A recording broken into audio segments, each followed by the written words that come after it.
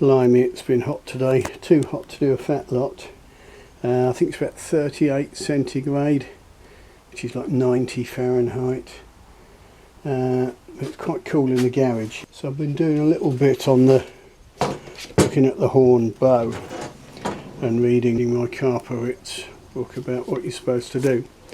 And what you are supposed to do is, to help get the limbs back, is you make a curved former with a bit of rope on each end.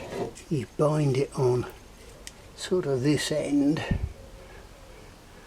and then pull the bow round. Oh, I don't know, I can't remember, I have to look it up. You bind it one end or t'other and bend the limb round and bind it again to get the limb round enough. You do both sides so you can get a string on it. With an ordinary bow I'd just slap a tillering string on and give it a heave, but with this it's a little more complicated. So I'll sort of have a go at that and see how it works and show you what's happening. Right, this is pretty much a dry run to see how it works. And so we gently heave this down, exercising as we go. God, this is nerve-wracking.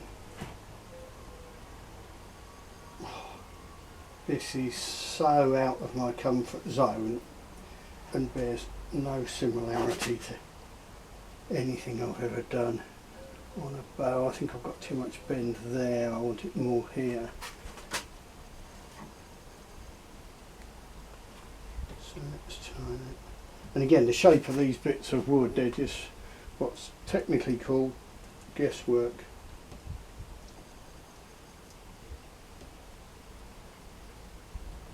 Jesus. It's twisting in the vice.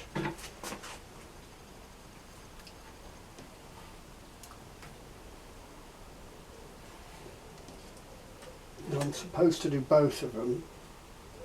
What I might do is just do this one and have a quick shufty and then let it down. Now the book says you need a 2-foot length of rope, which is exactly what I've got here. I can't help wishing maybe I had a 3-foot length of rope. But of course I've got no idea what the draw weight of this is going to turn out to be, so I'm totally whistling in the dark. Now you can see, compared to the other limb, I'm not going to be anywhere near brace, but it's sort of done something. That's a reasonable start for a very hot day.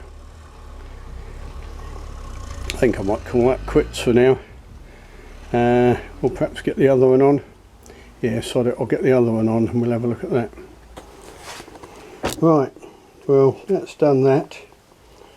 I'm not necessarily a huge amount the wiser, but having done it, it's interesting how these almost butt together.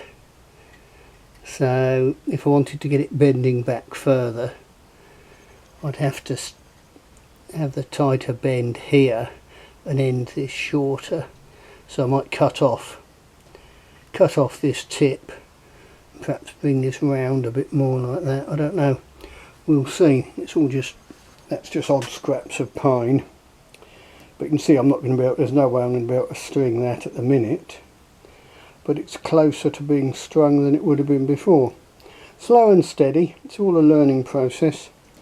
It also just gives me an idea that the thing is moving. And it looks a bit dry here, the sinew. I don't know how well that's focusing. Is that focusing alright? All my battery low lights flashing. Anyway, you can see that's a little bit of progress. I'll let that down again. Well, what I'll do is I'll sketch on it where I think the curve ought to be, then let it down. That'll do for now. Bye bye, boys and girls.